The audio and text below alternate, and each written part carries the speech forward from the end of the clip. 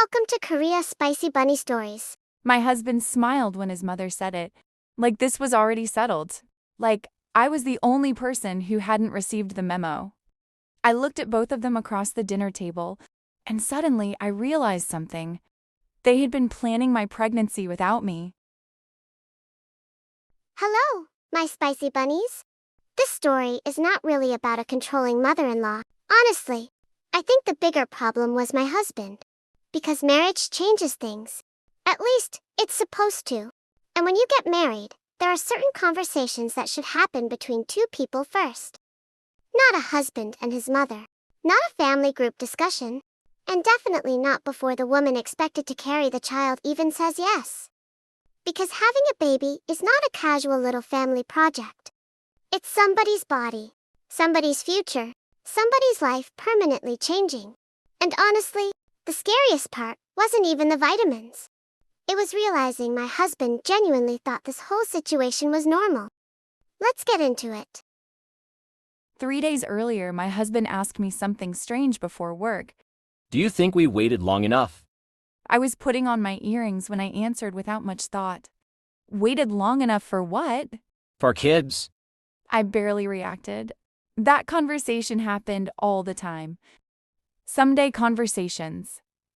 Hypothetical conversations. Not real ones. So I answered casually. Maybe eventually. He nodded slowly. Too slowly. Like he was mentally confirming something. At the time, I ignored it. I really wish I hadn't. That Friday, his mother invited us to dinner. Nothing about that seemed unusual. His family loved dinners. Birthdays. Promotions. Random weekends. Even I made too much soup became an event, so I didn't think anything of it. When we arrived, his mother looked unusually happy. Not normal happy.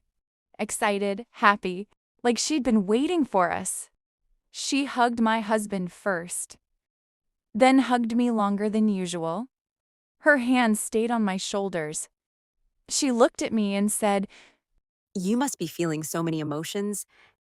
I frowned a little. About what? She laughed softly, like I was being shy. Oh, you don't have to pretend with me. I looked at my husband. I suddenly became very interested in taking off his jacket. That bothered me. Not enough to say something yet, but enough that I noticed. We sat down at the table. The food was already set. Soup, side dishes, grilled fish. Everything looked normal, but the atmosphere didn't. His mother kept smiling at me. My husband kept looking down, and I remember thinking, why does it feel like I walked into a conversation that already started without me? After a few minutes, his mother stood up. I almost forgot. She went into the kitchen. When she came back, she was holding a small gift bag. She placed it in front of me. I didn't touch it at first. What is this? She smiled. Just a little something. I looked at my husband again. This time, he wouldn't look at me at all. Inside were prenatal vitamins, a baby name book, and a tiny pair of knitted socks. Pink sticky notes marked several pages in the book. For a second, I just stared. His mother said warmly. I'm just so excited for you two. That was when I finally understood. This wasn't a misunderstanding. This wasn't a random gift. Somebody had told her we were trying for a baby, and that somebody was sitting beside me. Silent. I looked at him carefully. You told your mother we're trying for a baby? He rubbed his neck awkwardly. Well, yeah. And you forgot to mention that to me? His mother immediately shifted uncomfortably in her seat. I think maybe I should give you two privacy. No, stay. Both of them froze. Because honestly, I was angry now. Not emotional. Not crying. Actually angry. I really want to understand this. My husband sighed.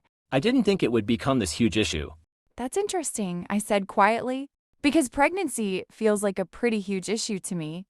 Silence. Nobody touched the food. Then little pieces started coming out slowly. Apparently, 2 weeks earlier, my husband and his mother had lunch together. During lunch, she asked when we planned on having children. He told her probably soon. Then they started discussing timelines, baby names, school districts, finances, even how many kids we should have. I sat there listening carefully while my body felt colder and colder because somehow everybody seemed emotionally prepared for my pregnancy. Except me, the actual woman expected to carry the baby. I looked directly at my husband. You made plans about my body without talking to me once. That's not what happened. Then explain what happened. We were just talking. You told your mother we were trying for a baby. Because I thought we were close to ready. You thought. He sighed heavily. You always said maybe someday. Maybe someday is not yes. That part made him frustrated.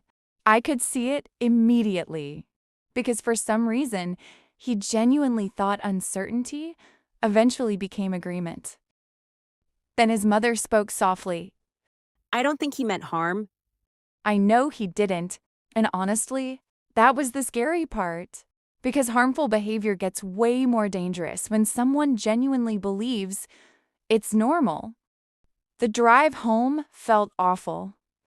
Streetlights moved across the windshield. Neither of us spoke for almost 10 minutes. Then suddenly he said, You embarrassed me tonight. I turned toward him slowly. I embarrassed you? You could have reacted differently. I stared at him.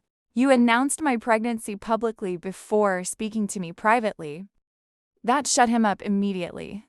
For maybe 30 seconds. Then he sighed again. I just don't understand why you're acting like I violated you. That sentence changed something in me.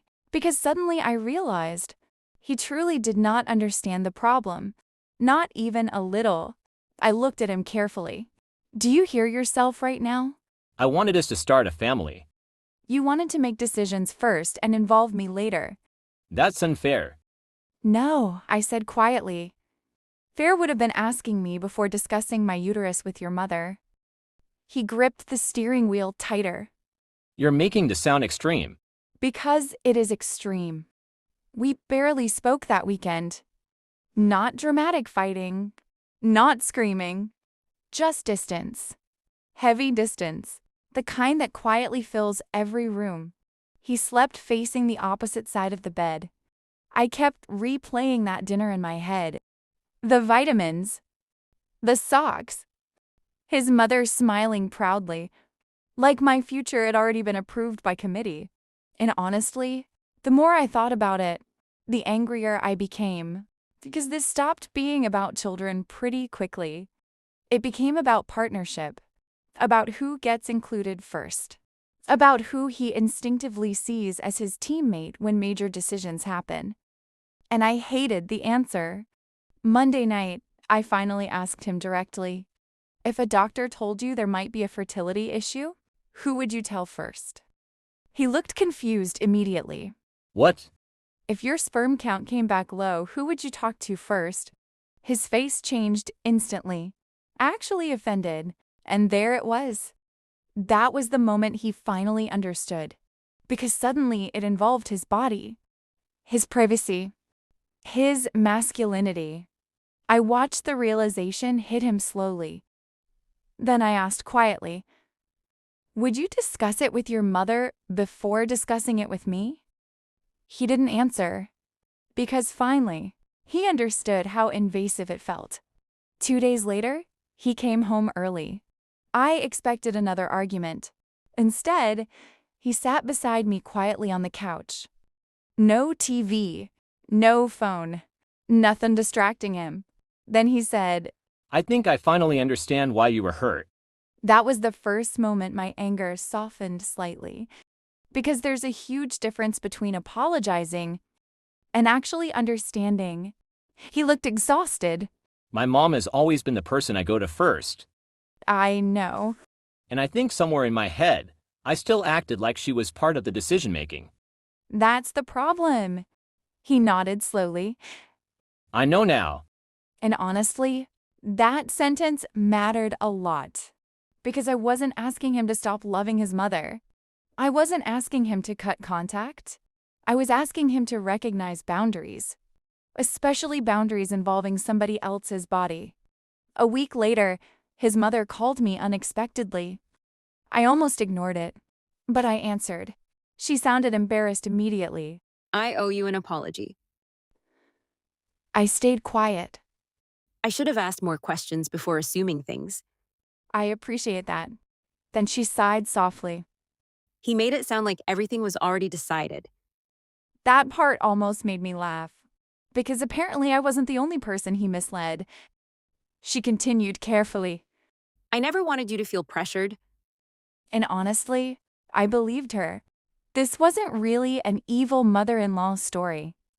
It was a story about a husband who never fully separated adulthood from emotional dependence.